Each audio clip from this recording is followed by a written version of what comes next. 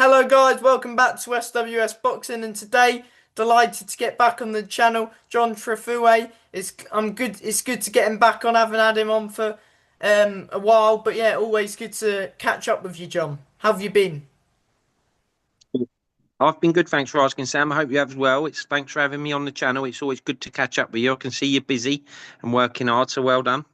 Thank you, John. Yeah. So who should we start off with? Should we start off with Brad Axe, one of the fighters that you took over to America last year? You know, he's come back with I believe he's come back with the one win against Jensen Irvin. Um, but yeah, he's back out against Sam Kirk. Correct me if the opponent's changed, but yeah, what do you make of that fight and having Brad on the card? Yeah, it's always a delight to have Brad on the card. I have a bit of a soft spot for Brad. I don't know if you're aware, but I live in a really tiny little town in between Milton Keynes and Bicester called Buckingham, and it isn't really famous for boxing up here, that's for sure. I'm not posh. I'm from a council estate, but it's a bit of a posh kind of place, and we have a boxing gym there. And to have a few boxing pros out of that gym, I'm a bit like, really? And Brad fights out of that gym, so it's great to have Brad because he's local to me. He's a good talent, Brad. As I've said before, maybe even on previous interviews with you, he was 1-0. We rang him. I think he's 29 years old. He'll probably correct me on that if I've made him a year or so older. But we offered him a fight in America against a 4-0 kid, and he was like, I'll have it straight away because he fancied he could win it and the opportunity. It didn't come off for him. So it went to 1-1. He sells a lot of tickets. He came back. He's had another regroup fight that's put him 2-1, and he will want to be active now. He's been really unlucky with a few injuries recently. Some that happened in the gym, some that didn't. He cut his bloody chin when he was climbing a fence.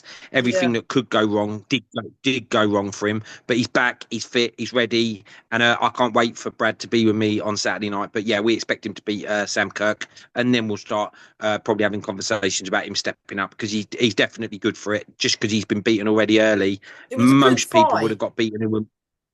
It was a brilliant fight, the American one. And do you know what? If I'd have took someone else instead of Brad, who was like 5-0, 6-0, 7-0, other lads we deal with, I'm not so sure they would have definitely won it anyway. So you got to say he had balls for taking it, and he would have learnt from that fight anyway. So yeah. Yeah, good to see him back. Um, Tom Brennan, v Jordan Granham. Yeah, look, Tom's one of the Nielsen fighters. He's been on a few of my shows that I've done with him. One of the nicest guys you'll meet. In fact, them two are sparring partners. They're always sparring, Tom and Brad. So you hear some good stories about the spars that happen between them. But another one, just like Brad, very professional guy, a nice guy to get on with. He needs a regroup. You know, he come up short against Paul Gordon, but there's no shame in that because Paul's definitely going to go past English level, in my opinion, or certainly I hope so. So, let's see how he gets on at the weekend, get another win under his belt, and then I think we'll start trying to get him back in titles and things like that. Good to have Tom on the show.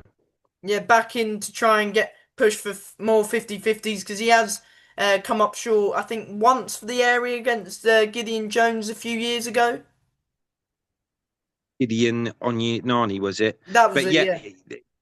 but look what he did last week with Sam Gilly, right? So Yeah. there's levels in the sport. So there's no shame in coming up short against Gideon and Paul Gordon, for sure. So yeah, let's hope for a good performance from Tom on Saturday night. 100%. Sonny Parkinson. Yeah, looking forward to this. Really nice guy. Just met him the once at the O2 show. He was meant to be on 3 consecutive shows. Or was it two? I can't remember. And it fell through because medicals weren't cleared and there were bits and pieces here and there. Nothing of his own doing. So I felt really sorry for the lad, but he's been medically cleared for 8 weeks. He's been signed off by the board.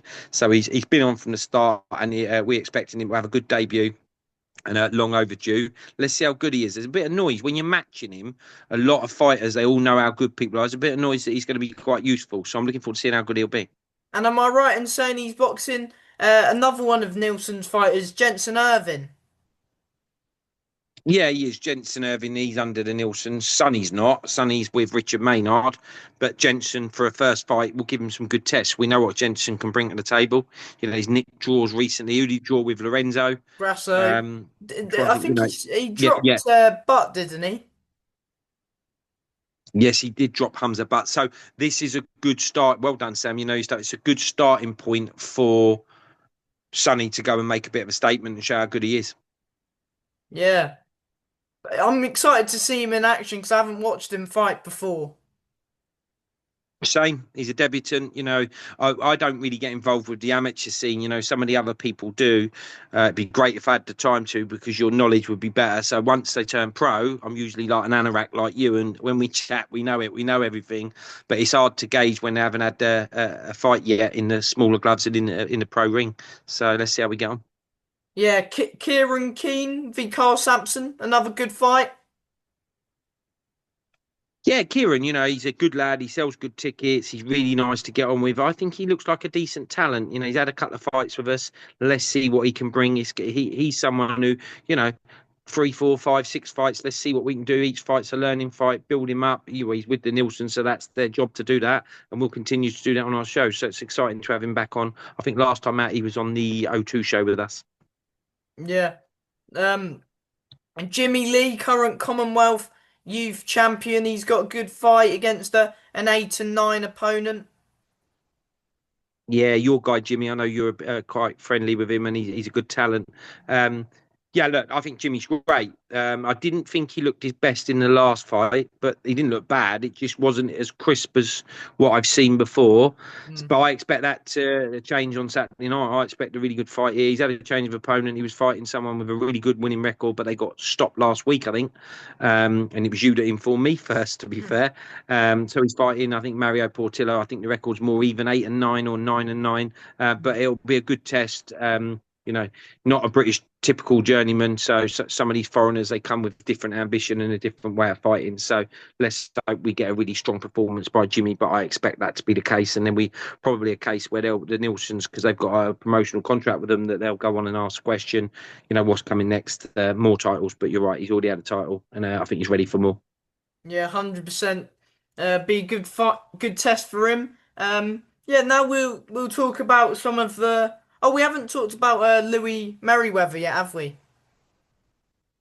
I've got to be honest, I don't know much about Louis Merriweather. He's another one with He's the fought on Nielsen's. the There's a few of their Nielsen shows before. Yeah, definitely. There's a few of their fighters that are floating around on this show. So, I hear good things. Thank you for coming on the show, Louis. It is a joint show, but it's still great for TM14 and me to have him on. So let's see if he can put on a show in London on Saturday night. He's a good technical fighter. He's good little boxer. Good. Yeah, so good to have him on. Yeah. I forgot what fight I was gonna. Oh, I was gonna mention Dorin v Gideon Antwi. A bit of a heavyweight fight. Somebody's always got to go in that fight. Good fight. Yeah, that's the first one you've mentioned of five fights on a note where they're all undefeated. Dorin's out at the Peacock Gym, so I know him really well. He went 4-0 on a top tier show a few weeks back. Gideon is 2-0.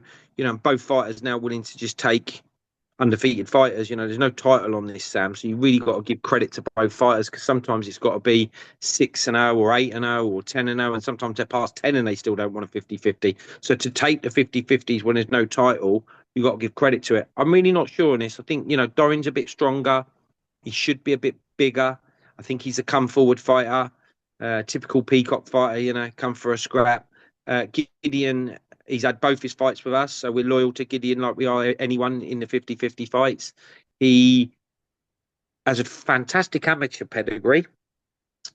Now's his time to come and show that and transform over, because he might need to show his slick skills come Saturday night. But yeah, I expect this to be close, and I can't pick a winner. And good luck to both guys. Yeah, 100%. I think it's going to be a tough fight for both of them as well, and it'd be good to see where they're both at as well in this fight. I think the thing is with heavyweights, I'm stating the obvious, but once the leather starts getting traded and the punches are landing, even if I think Dorin might be more come forward than Gideon, but at some stage when Dorin starts opening up and landing, Gideon's only going to return in kind, right? And at that stage, that might then be who lands the better shot or who can take the better shot. It might be that Gideon is technically better, like it kind of reads from the amateurs, and maybe Gideon can just keep him on the jab and box. But they're heavyweight boxers, and what we want for the fans is it to be a slugfest. So there's 6 rounds there. It's not a four. It's not an 8 rounder. It's just a 6 rounder. But I would expect some big bombs to be coming from both men, and let's see who's standing at the end. Yeah, 100%. That's a good. Who's are you work? Because Gideon's first two fights were on your shows, isn't it? Yeah, look, we work with everyone, Sam. You're like certainly me and TM14. I don't manage fighters. I just like putting on great shows and I treat all fighters the same. If it's a 50-50 fight, Gideon is treated no different from Dorian. I appreciate there might be some gyms that I've had longer relationships with, or some managers and trainers I might have longer relationships with, and it's obvious who they are.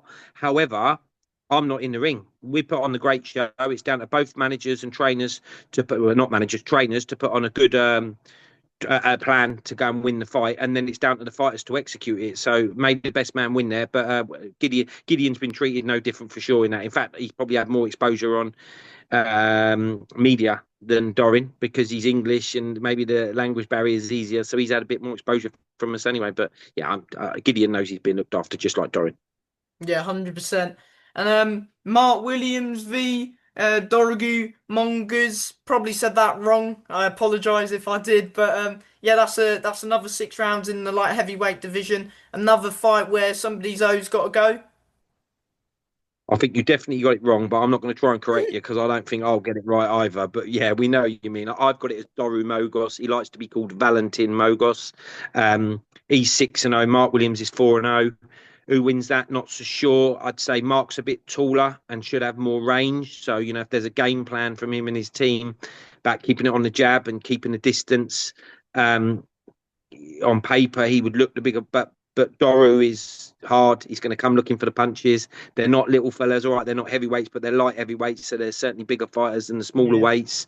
Once some things get trade, let's see. Again, I can't tell you who's going to win, but another hats off again to both fighters because there's no title on that, and they're both taking undefeated opponent.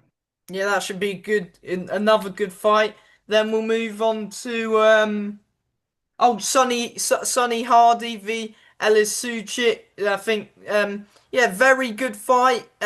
Again, putting their unbeaten records on the line. Very good fight this. Yeah, what do you make of this fight? Yeah, great fight. I have to be honest, I don't know so much about Suchi because he's not fought for me, but the way he's conducted himself throughout the whole thing, brilliant. He came when the gloves are off, very respectful guy. When we're dealing with him on Instagram or there's any questions and that, he's really up for everything. Um, I treat them all the same. Bless you. I treat them all the same. I just said that. However, Sonny's our guy. Is he 7-0? I keep getting it wrong. 7-0, maybe. I think it's 7. But all his fights have been with us. He's loyal. He's brilliant. He sells tickets. He's with Kev. I think he's an excellent boxer, and this is a step up for him now. Equally for Ellison, this is his step up. So let's Yeah. just see. It's another fight where the crowd are going to be entertained. But I'm sure that Sonny will do what he can to get through there. But let's see what Ellison can do. Yeah, another fight which, I mean, the fights we've mentioned, even that, Dorin, Gideon, Mark's fight, they're all potential show stealers, and the one we're getting onto, the two that we're about to get onto are another two cracking fights that could potentially steal the show. I'll mention we'll talk about Alfie Clegg's Commonwealth silver title fight against Jonas. How do you say his surname? I'll let you do this one. I'm going to go with Erastus, but again, I'm probably not right. No, it's a great fight. Again, I know you're a fan of Alfie, and I think you've been to a few of his fights and you've interviewed him a few times. I've never had the privilege of having him on my show, so I'm really excited. It's for a title. He usually fights on one of the competitors' shows, but we all work together, and sometimes if it's right for someone to go on someone else's show, um, the guy he's fighting is undefeated, though, Sam. He's coming from Africa. On paper, you're going to back Alfie every day of the week. I believe Alfie will win it, and I believe Alfie will show his class. But you're fighting an undefeated fighter. They don't know what losing means. He won't be coming here to get beat for sure. This is his chance. If he comes into England at a show at York or in London, and this is a big show for us, it's Yeah. broadcast live on Talksport TV. If he comes and wins that, he starts ending up on a bigger show himself, start earning himself some money. So let's see what he brings. But we're backing Alfie all day long with his legion of fans that are coming, and it's an honour to have him on the show. Yeah. And that's yeah, Commonwealth silver title. So a title fight as well, which is always good. That's it. Yeah, it's always good to have a title on there, and he deserves it.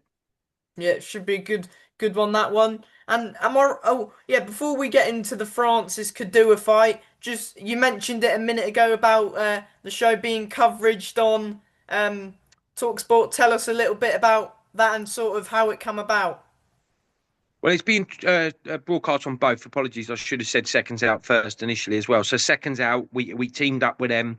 They're a massive platform. You know, they're maybe after IFL, the biggest boxing YouTube platform out there. I'm sure one or two might argue, and you'll get there one day with your channel as well.